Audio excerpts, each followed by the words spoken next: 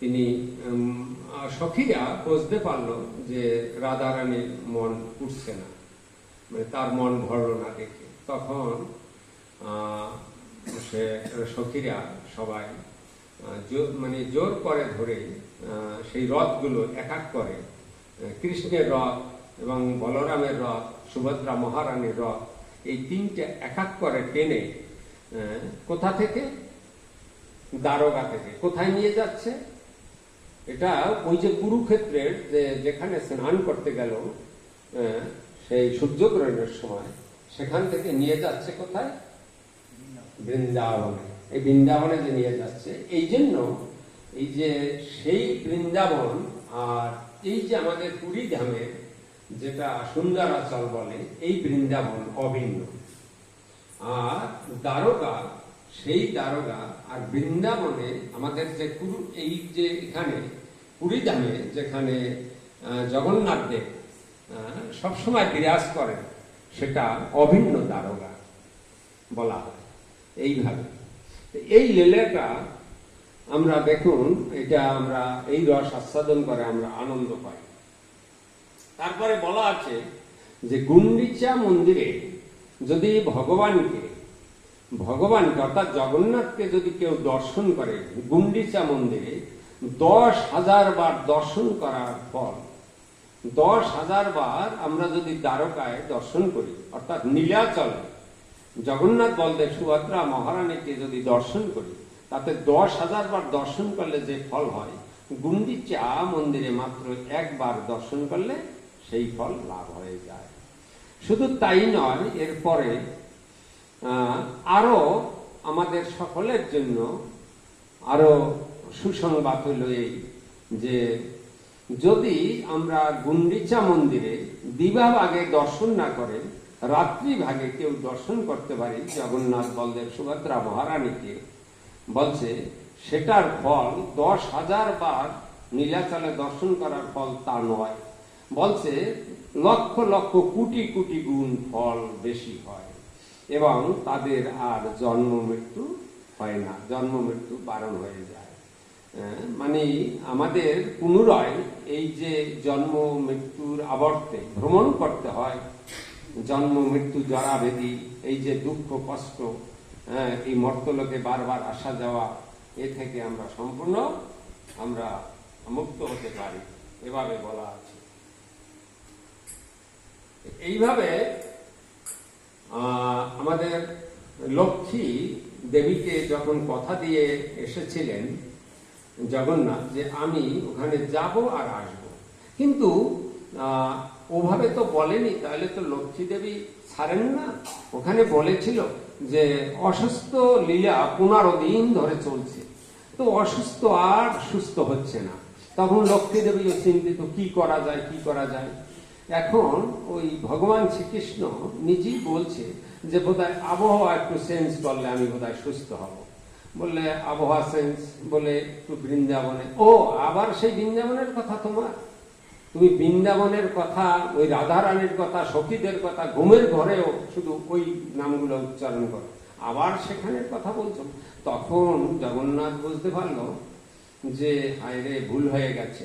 তখন তিনি বলল যে না না না না না, বৃন্দাবনে না, ওই একটু যমুনার তীরে গিয়ে যদি ওখানে খোলা আকাশের নিচে মুক্ত আবহাওয়ায় একটু ভ্রমণ করা যায়, তাই হয়তো বা জ্বরটা সারতে পারে। বলে এত করে যখন বলছে, তাই দেখি, তাই একা তো ছাড়া যাবে না, তো দাদা বলরাম তাকে সাথে দেয়। তো ভাসুরের সাথে কিভাবে কথা বলতে হয়, আগেকার দিনে তো এখনকার মতো গিয়ে দাদা তুমি যাও এরকম বলতো না, তো আগে ভাসুরের সাথে যেরকম কথা বলে ওরকম ঘোমটাটা টেনে ভাসুরের কাছে গিয়ে দূর থেকে বলছে যে আপনার ভাই জ্বর তো সারছে না, তো একটু যমুনার ওই দিকটা যদি যায়, যমুনার তীরে একটু ভ্রমণ করলে যদি জ্বরটা ঠিক হয়। তখন বলছে যে হ্যাঁ, তাহলে আপনাকে নিয়ে গেলে ভালো হয়, আপনি সাথে গেলে, অসুস্থ তো। বল ঠিক আছে, তাই আমি করব। এরপরই তার মাথায় বুদ্ধি আসলো যে হায় রে, যমুনার কাছাকাছি তো ওই বৃন্দাবন, যদি ওখানে চলে যায়, তার সাথে আমি যে একটা নারী মানুষ, মেয়ে মানুষ, তো তো নারীর বেদনা নারীরাই ভালো বুঝবে, পুরুষ ভালো বুঝবে না। ওই বলরাম আমার ভাসুর অতটা বুঝবে না আমার যে মনের জ্বালা কত কষ্ট। সংসার করি ওনার সাথে ঠিকই, কিন্তু সবসময় গুঞ্জন করে রাধা রানী ওইভাবে বৃন্দাবনের কথাই বলতে থাকে। কিন্তু আমার মনের জ্বালা এটা দাদা বলরাম বুঝবে না। এই জন্য আমি সুভদ্রা দেবীকে সাথে পাঠাবো, তবে সে বুঝবে। তা সুভদ্রাকে গিয়ে বলছে যে দেখো বোন, তুমি সাথে করে তোমার দাদাকে নিয়ে একটু ওই জ্বর অনেকদিন ধরে জ্বরে ভুগছে, জ্বর তো ভালো হচ্ছে না, একটু নিয়ে যমুনার তটে একটু ঘুরিয়ে নিয়ে আসো।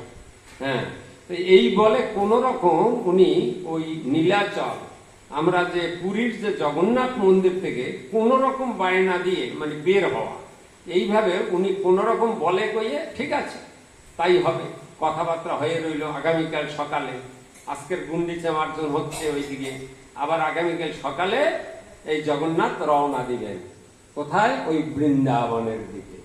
এখন যাচ্ছে তো যাচ্ছে, হ্যাঁ, তো মেয়েদের মন মানে যতদূর যাচ্ছে ঘর থেকে বের হয়ে, তো এভাবে লক্ষ্মী দেবী তাকিয়ে আছে, আর ওইদিকে জগন্নাথ সেও কায়দা করে মানে লক্ষ্মীর দিকে তাকিয়ে আছে। যখন আবডালে ভরছে ওপাশে গিয়ে সে ওই রথের উপর বসে লাফালাফি শুরু করছে।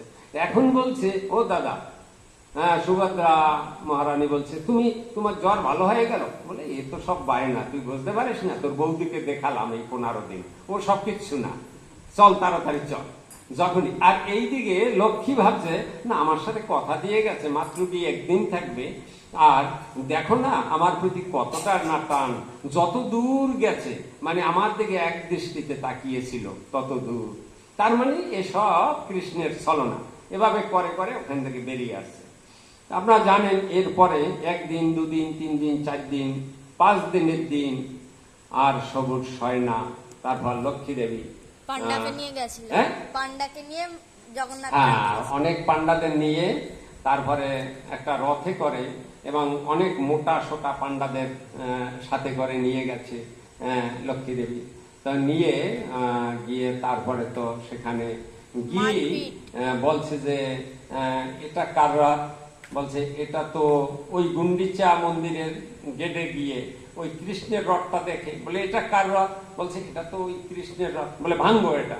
পান্ডারা ওটারে ভাঙচুর করে দিল, গায়ে খুব রাগ। এরপরে এই সব অবস্থা দেখে জগন্নাথ দেব একটু কাছাকাছি এসছে। তো এ কয়েকদিন তো খুব আরামে কাটাচ্ছে না, বহুদিন পরে দেখা, সবার সাথে ভালো মন্দ সবাই খাওয়াচ্ছে, আর গাল গপ্পের দিন রাত কেটে যাচ্ছে। হ্যাঁ, আর ওই জ্বর যে ওটা কিন্তু কিছুই না, ওটা একটা বাহানা ছিল মাত্র, ওটা জল লীলা করেছে। আর শেষের দিকে নিজে ভগবান সবই পারেন, জ্বরটা শেষের দিকে 15 দিনের শেষের দিকে অতিরিক্ত বাড়িয়ে দিয়েছিল। শেষে 2-3 দিন না প্রচন্ড জ্বর, গায়ে হাত দিয়ে দেখে লক্ষ্মী যে গাটা ভীষণ গরম, তো খুব টেনশনে পড়ে গেছে। তখন উনি যেটা বলছে ওটাই রাজি হয়েছে। এখন ওই গুন্ডিচা মার্জনে যেটা হলো আপনারা বলেন হেরা পঞ্চমী। এই হেরা পঞ্চমী কি? হেরা পঞ্চমী, হেরা শব্দের অর্থ দর্শন করা, অর্থাৎ এই 5ম দিনের দিন দর্শন করেছিলেন লক্ষ্মী এবং জগন্নাথ একে অপরকে, এটাকে বলছে হেরা পঞ্চমী। এইভাবে এই জগন্নাথের আমরা লীলা কথা আমরা একটু শ্রবণ করলাম। এরপরে আমাকে গতকাল 2বার বলেছে আমাদের উজ্জ্বল প্রভু, 2বার বলেছে প্রভু আগামীকাল তো গুন্ডিচা মার্জন, তাই গুন্ডিচা মার্জনের উপরে কিছু আলোচনা করলে সেটা খুব ভালো হবে আগামীকাল। তো আমি দেখলাম ঠিক সুন্দর কথা বলছে। তো দেখুন এখানে আমাদের চৈতন্য চরিতামৃতের মধ্যলীলায় 12 পরিচ্ছেদে এখানে আছে এই গুন্ডিচা মার্জনের উপর শ্রী চৈতন্য মহাপ্রভু তার অন্তরঙ্গ ভক্তদের নিয়ে শ্রী গুন্ডিচা মন্দির সংমার্জন ও প্রক্ষালন করে পরিষ্কার করছিলেন এবং সেই মন্দিরকে তার হৃদয়ের মতো শীতল ও উজ্জ্বল করে শ্রীকৃষ্ণের উপবেশনযোগ্য করেছিলেন। কি হলো, আমাদের হৃদয় মানে বলছে হৃদয়ের মতো শীতল ও উজ্জ্বল করে। আমাদের এই হৃদয়টাকে পরিষ্কার করার কথা বলা আছে। আমরা আসল তত্ত্ব ভুলে গেছি। আমরা গুন্ডিচা মন্দিরে শুধু মার্জন করার কথাই চিন্তা করি, কিন্তু আমাদের দেহের মলিনতা, নোংরা খাবারগুলো খেয়ে আমাদের দেহের মলিনতা এবং আমাদের ঠিকমতো আমাদের বাক্য, মন, কর্দ, জিহ্বা, উদর, উপস্থ এই বেগগুলো আমাদের সংযত হয়নি। আর অন্যদিকে আমাদের যেটা আছে কাম, কর্দ, লোভ, মোহ, মদ, মাৎসর্য, আর বিশেষ করে যে শ্বেত দর্পণ মার্জনম, এই মহামন্ত্রের দ্বারা আমাদের হৃদয় বা চেতনা রূপ এই হৃদয়ের যে আয়নাটাকে এই মহামন্ত্রের দ্বারা সেটাকে আগে পরিষ্কার করতে হবে। অনেকেই বলে যে ভগবান শ্রীকৃষ্ণের নাম তো করছি, কিন্তু ওই নামে কৃষ্ণের দর্শন বা কৃপা, এমনকি কৃষ্ণ তো আমাদেরকে টানছে না সেরকম করে। এর কারণটা হলো, দেখুন আপনারা নিশ্চয়ই দেখেছেন যে কোনো চুম্বক খণ্ড লোহাকে আকর্ষণ করে, এটা ঠিক, কিন্তু কোন লোহার সেই টুকরোর উপরে যদি মরিচা, মরিচা বলে না, মরিচা যেটাকে বাংলায় জং, এই পূর্ব বলছে জং, এই যে জং ধরে যেটা বলে বা মরিচা, এই মরিচা যদি পড়ে কোনো লোহা খণ্ডের উপরে, সেখানে যদি আপনারা কোনো চুম্বক কাছাকাছি নেন, দেখবেন যে ওই চুম্বকটি ওই লোহা খণ্ডটাকে আর আকর্ষণ করবে না। তার চুম্বক স্বরূপ ভগবান শ্রীকৃষ্ণ, আর এই দেহটা আমাদের লোহার মতো শক্ত তো পাষাণ হৃদয়, শক্ত তো হয়েই আছে, নাম পাষাণেও এই হৃদয় গলছে না, তার উপরে আবার মরিচা ধরে আছে। তাহলে কি করে সেই চুম্বক নাম্নী ভগবান যে শ্রীকৃষ্ণ আমাদেরকে কিভাবে আকর্ষণ করবে?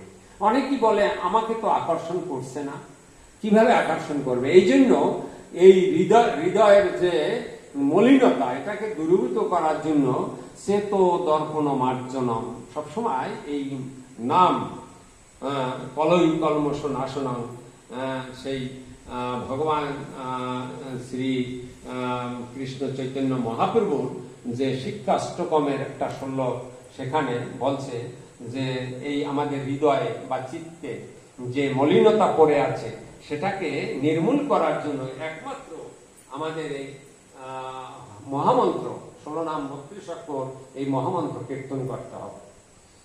এই কীর্তন দ্বারা আমাদের হৃদয়ের মলিনতা দূরীভূত হয়।